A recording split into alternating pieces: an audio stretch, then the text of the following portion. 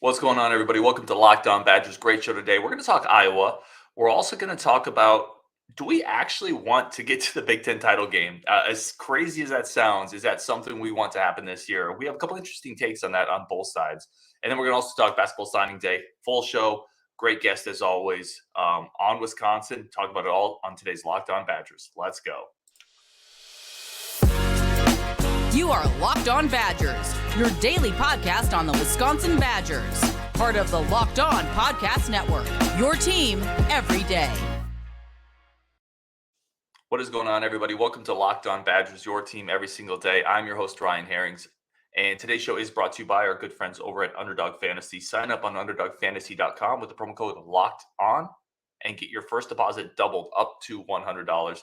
And as always, I want to say thank you to everybody tuning in to the show, helping to build the show. We're going to bring Justin Joka on, and we got a bunch of stuff to talk about today. Justin, man, thank you so much for joining as always, and we got a lot to get into. Anytime, man. Let's dive right into it, because I have a strong opinion about this Iowa game. But yeah, that's where we're starting. Iowa game, I'm going to kick it to you. Where are you at? There's a lot of prognosticators on this one that I've seen Iowa writers saying that they're going to win this game. And I look at it and I'm like, you guys got some fool's gold from those last 2 weeks of offense that you think that suddenly you're just a good offense. They're not going to score on us. Like, Wisconsin will get pressure on Petrus, and he's a terrible quarterback, quite frankly. And the way I look at this game is pretty simple, actually. If Wisconsin doesn't turn the ball over, they will win the game because Iowa can't do enough on offense to score. And I think that unless we give them really, really advantageous field position, they probably won't be able to get more than a field goal or a couple of field goals out of this game. Does the game being in Kinnick bother you? No, not really. Wisconsin, I mean, we've got to put it together. Like, do I expect Wisconsin to score 30 plus in this game? No, I don't. But I think that Wisconsin will probably be in the 17 to 21 point range, and I just don't see Iowa getting to that point. Like, they do not have the offensive firepower to do that. And I think, like, people are going to draw comparisons defensively from this, looking at misleading data for Wisconsin, because Wisconsin got back two massive pieces on the defensive side of the football that weren't there the bulk of the season. And they might, quite frankly, get a couple other guys back that are important. Like, I don't know, is Isaiah Mullins supposed to be back for this one? Not that I've seen, but he could be. But certainly, to your point, Woolers is going to be back, and Alex Smith has been tremendous. Yep. In terms of coverage. Which is the bigger one to get back in your opinion, Hunter Wooler or Alexander Smith? Alexander Smith. Agreed. Having a corner that can lock down a guy really makes it easier for everyone else. When you don't have to slide coverage to a certain side or anything, and that's just it. He can play with any wide receiver in this league, bar the top guys from Ohio State. Mm-hmm. And like we talked about, it's funny, early in the year when Hunter Wooler went down, we didn't have Alexander Smith to begin the year, obviously. Yeah. First six games, I think he missed. Yeah, I think most fans were more dismayed by the absence of Hunter Wooler because of his hype, because of the lack of depth at safety, because we thought the transfers would be a little bit better than they were with Dort, Clark, and Jay Shaw. Smith was the bigger miss. Like, we really missed that elite. I shouldn't say elite, but we missed that number one corner. Yeah, on the edge. Hunter Wooler gives you more flexibility of things you can do on defense. Alexander Smith greatly raises your floor. Yeah. And that's the difference between the two. Like, your ceiling goes up with Hunter Wooler, your floor goes up with Alexander Smith. And that's the bigger deal to me. Like, Wisconsin, the pass defense was not great to start this season, to be quite honest, against teams that had a pulse passing. And they don't have that they're facing this week. And I don't think that Iowa will be able to run on us. Wisconsin's one of the better run defenses that they're going to face this season. And I think that's going to cause problems because they can run blitz in this game. Like, you're not afraid that you're going to get burned on the back end. Like, Iowa's biggest receiving threats are tight ends. Yeah, he's really good. Yeah, he's really good. But to your point, I made this mention earlier in the week. I didn't do a full Iowa show, but Wisconsin's just going to do to Iowa what teams have done to Wisconsin for the last decade. They're going to stack the box. They're going to make Spencer Petrus beat him, and he's not going to be able to. He's a terrible quarterback. Like, I totally agree with your take on people are starting to talk about Iowa flipping it around. They played Northwestern. Northwestern is atrocious. Listen, Wisconsin could have scored 60 in that game if they wanted to against Northwestern. Northwestern and that tells you the difference between the two. And so Purdue, bad. the defense is okay. It's nothing great. Wisconsin should have scored 50 in that game. Yeah. They really, in the second quarter already, they basically started running clock in that game. I will say this. Teams do tend to get better over the course of the year. Iowa has run the ball really well the last 2 weeks.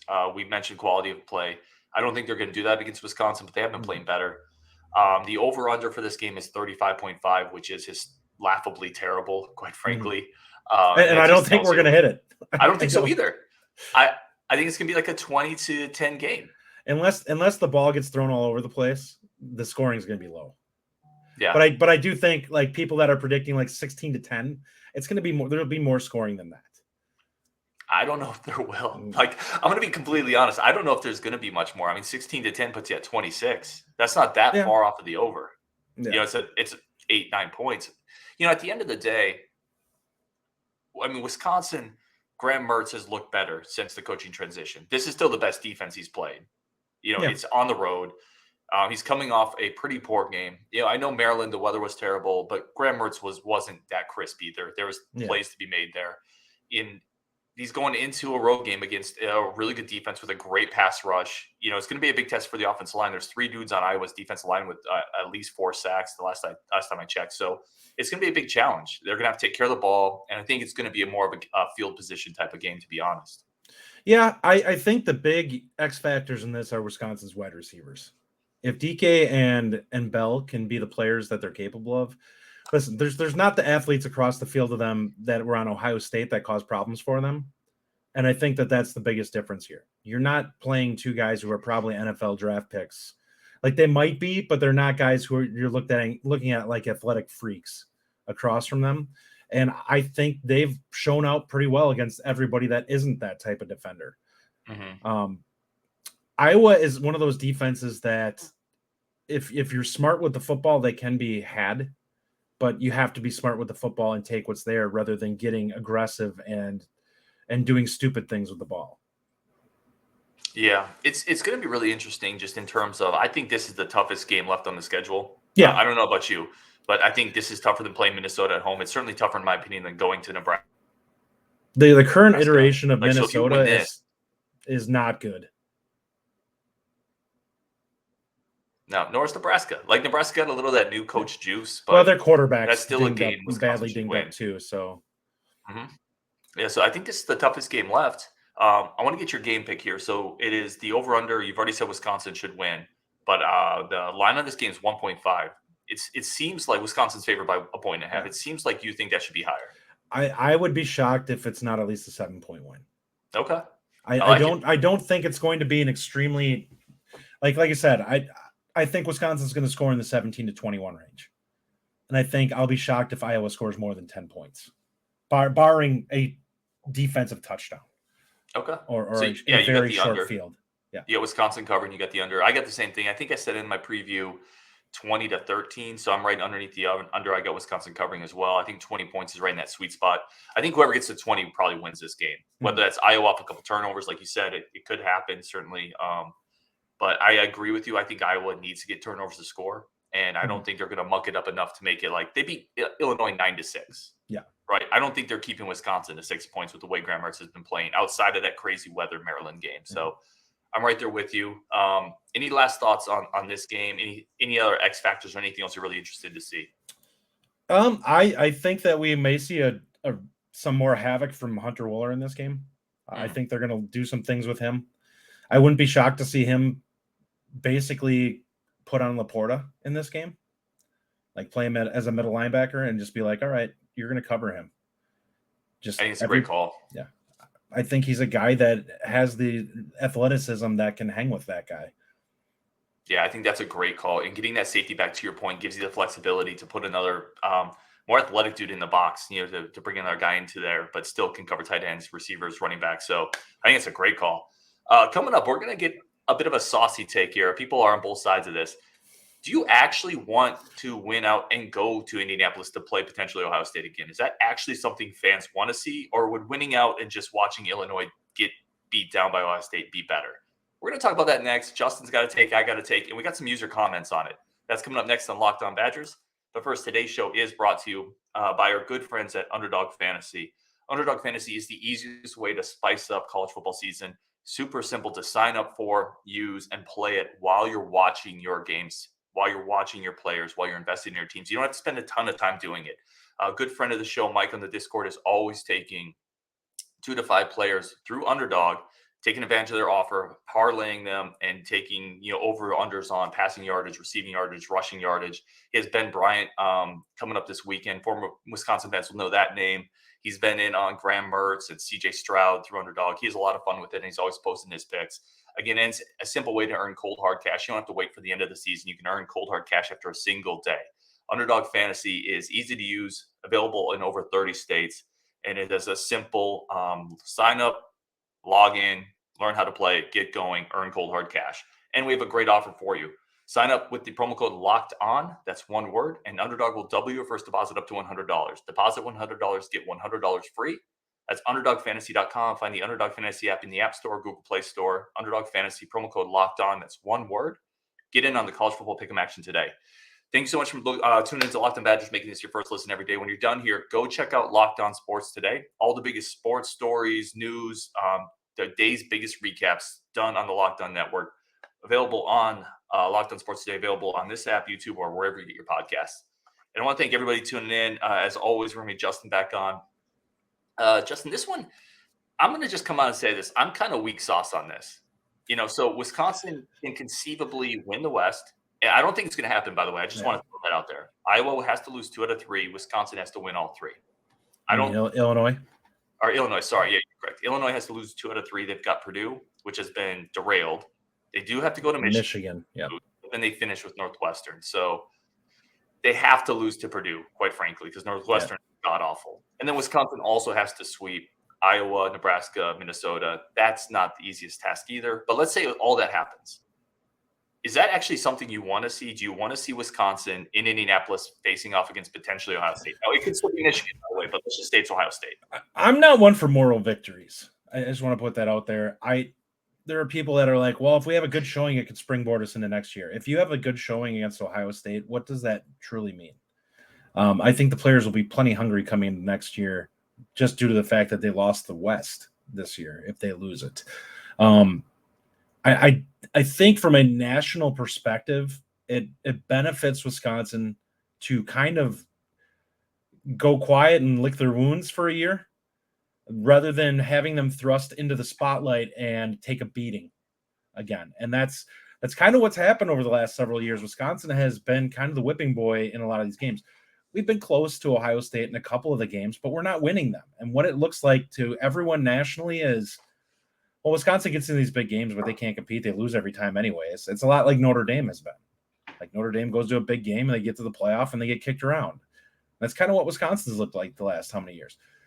I think it would be better for them to win out, make a statement in a bowl game this year against hopefully a decent opponent, and then come into next year with an offense that hopefully is clicking on all cylinders and a defense that now has a good year under its belt and hopefully is ready to go. And I think that would benefit them more. I just don't like the idea of like thinking that like, well, we should always be hoping to win these games and going and whatever. It's like, okay, it's just an extra loss that goes on your record in the long run. Like, what does that look for us? Like, if we end up going 10-5 and say Minnesota went 10-4, they can tout that they had a better record than us because they had less losses. As much as that stinks, that's kind of what made 2019 look like garbage. We had 4 losses. 2 of them were to Ohio State, but we had 4 losses. It is interesting. I very rarely have said in the past, I don't want to go to the title game and take a swing, right? Because anything could happen. Go to Indianapolis, get some lucky breaks. It would take lucky breaks, but compete and be right there at the end. I think it's much more likely that Ohio State is so good. This team has not gotten that much better under Jim Leonhard that you go to Indy and Ohio State pumps you again. And my worry is you have all this great momentum that Jim Leonhard has built up, right? And not just with the fan base, but with Chris McIntosh. I would hope that a big loss to Ohio State would tarnish that. But geez, you hate to see all that momentum being built up and then at the end, Ohio State beats you down 42-7, right? And I just feel like it would destroy. And I don't know. I hate saying it because all the positive energy I that want the was built shot, up. but I don't want the shot if it means, and some of this is Ohio State PTSD. I said that somewhere else, but I don't want the shot if it means Ohio State's just going to demolish us again. Like, that sucks. And I think that's what would happen again. I think what it does is it could negatively impact you going into next year. Because like if you're building up some positive energy going into next year, and hey, maybe we can catch them now that they're going to be reloaded. You know, you're going to have a new quarterback and a bunch of new parts. And what happens is if all the positive that you've built up finishing the season strong kind of just gets set on fire if you end up going into the championship game and getting blown out. Boat raced. And quite frankly, I want to get some user comments in on this too, because we got some comments from listeners of the show, but I think it's more likely. I like the fact that we've got key people back. We talked about Alexander Smith, Hunter Wohler. I think this team is more motivated. Neutral field. Both of our tackles should be healthy. Like there's a lot of things you can point to, honestly, if you're being optimistic and say, yeah, I feel a lot better about this matchup because, listen, it's not Ohio State at freaking night for starters, right? I mean, you can feel better about a lot of things, but at the end of the day, Ohio State's going to be playing for a national title berth, a playoff berth, right? And they're probably at worst, the second best team in the country. Right. Like people that this Tennessee garbage can shush. Like, come on. We've seen a motivated Ohio State team play Wisconsin and Indianapolis. We remember what happens. I'm just saying, like, I don't think I want that smoke right now. But let's throw a couple of these comments up here because we got people on both sides of this. Tim Lincecum, I want to win out. Or Greg Lincecum, I'm sorry, not the pitcher. I want to win our bowl game. Let Illinois get blasted by OSU and lose their bowl game. That's kind of where I'm at. I want to win out, get to a nice bowl. Let Illinois get crushed. Greg, great comment. I actually don't think it looks bad for the Big Ten if the West teams do okay in their bowl games. Bring on the Buckeyes. Big Ten champs or bust from Adam. Sorry, Justin. Sorry. I'll let you finish your thought there. Well, no, I mean, looking at this, I think we want the Big Ten West to do well. From this stat, we're not winning the Big Ten championship. I'm sorry. There's a gap between us and Ohio State. Unless you have their quarterback go down, it's not happening. So Adam's got the optimistic fan side. Like, Adam wants to take the swing. And I get that. Because that's usually let's go to Tom here. Tom Niesis, longtime listener to the show. Yes, I would love to see UW play Ohio State again. Main reason it means you've climbed the ladder, playing a better bowl game. All helps next year. I don't know if it helps you. I don't think it plays it. By Ohio State, I don't think it helps you get in a better bowl game. It doesn't. In fact, it shows an extra loss on your record, which I think actually makes you less impressive to the Bulls when they come looking for who they want, which they do get to choose once you get to a certain point. I do think Tom has a point, though. It does show that you've righted the ship. Like, tangibly, you can point to that and say, where we were to where we are now. Yeah, Jim Leonhard did turn that around if you're playing for the Big Ten title. This is Ryan Bliss. I couldn't fit the whole quote in here. If I'm Leonard McIntosh, I'm not worried about playing Ohio State. If anything, I'm chomping at the bit to get a shot with the energy this team is playing with, neutral ground. And it's another data point, which I think that part is interesting. Let me ask you this question: Does it being Michigan change your view on this? 100%. Yeah, if it's Michigan, I think I want to take my shot. Yeah, 100% changes it. Because listen, there's just a track record with Michigan that is they're just more less balanced. Explosive. And there's a track record with Ohio State that is not balanced. So, if it's Michigan, 100% changes the narrative. But I don't think it's going to be Michigan. So that's Ryan. Thank you for the comment. Ryan has a good point here. It's another data point to evaluate Jim Leonhard on, right? That we are evaluating Leonhard to be a head coach. I personally don't think that one's fair to him overall. But what if because it's close? He's taking what's broken and rebuilding. But my point is, what if he's close in that game? Doesn't that show that he was able to get a team that's not as good? It's clear that he built up the team and righted the ship for sure. But I don't think it's fair to view him in that light of taking whatever he does with this season and saying this is who he is against Ohio State. Because it's not really fair to take what this team was at the start of the year and have the expectation that they should be able to go toe-to-toe against them. Like, we were terrible. Well, I don't have that expectation. No, but there will be people that do have that view on it.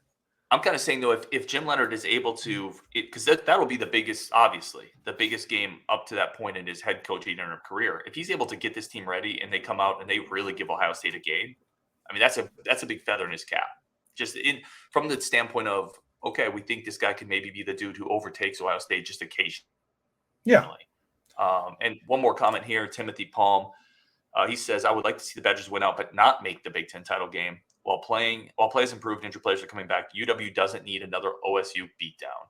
And that's kind of where, again, I think if they play again, it's going to result in another OSU beatdown. I hate saying that. I think we've tightened it up, but if they end up losing 35-17 or something like that, do you really feel better? Because you're going to get Ohio State's best effort in that game. Like they're going to be trying to make an impression. Yeah, here's the thing.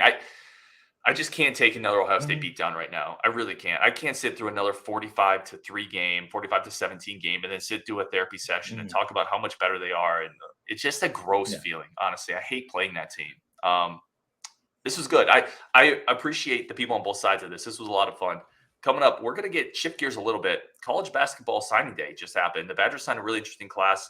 I'm kind of intrigued by the least talked about dude. I think he's a steal. I'm going to get Justin's input on this, and we're going to talk about Badgers basketball for a second and who they brought in. But first, today's show is brought to you, as always, by our good friends over at Simply Safe. Simply Safe is the simplest and easiest way to secure your home, your place, your domicile, where your family resides. And it's something that I use. I use Simply Safe. We have it on our windows and our doors. I've told you before, one of the biggest reasons I do it is it gives us peace of mind. Occasionally, I'm able to work from home for the most part, but occasionally I have to travel. I have to go to some places.